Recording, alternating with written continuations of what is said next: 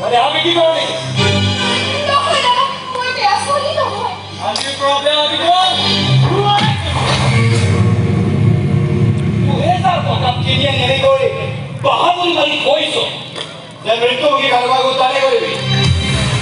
যদি মৰিবলৈ মানে পলাই ইয়াৰ পৰা 2,000 টকা পানীত পেলাব নোৱাৰো। ছোৱালীৰ লগত লৈ যাম।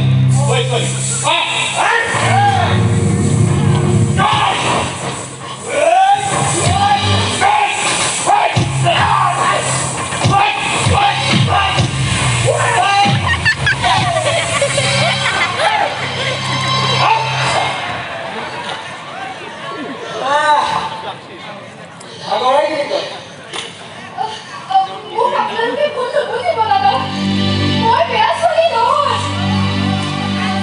মোৰ আপোন শুনিবলৈ মদাহী খুৰাৰ তাৰ বাদেই কোনো নাই।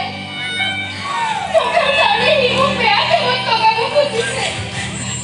আজি ইহঁতৰ হাতত 2,000 টকাৰ বিনিময়ত মোক বিক্ৰী কৰিব খুজিছিল। শুনিছো এতিয়া ক'লে এটা কাম কৰোঁ, থানাত থৈ আহিব। নাই, মোক থানালৈ নিদিব। আপুনি খুৰাৰ হাতত চম্জাই দিবগৈ। মোক যাবলৈ দিয়ক।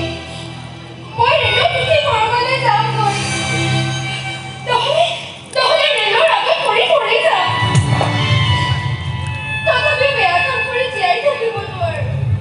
তাৰ মানে আত্মহত্যা কৰিবি হা? মোক কাম এটা ঠিক কৰি দিব নোৱাৰি যে। তুমি খাই থাকিব পালেই হয়। তমৰ মতে ভুগিব নালাগে। কেৱল পবিত্ৰ হৈ জীয়াই থাকিবলৈ লাগে। তোৰ ঘৰ ক'ত? ৰিজাৰ্ভৰ কাষৰ গাঁওখনত। তাৰমানে 10 বছৰৰ মাজত তোৰ ঘৰ।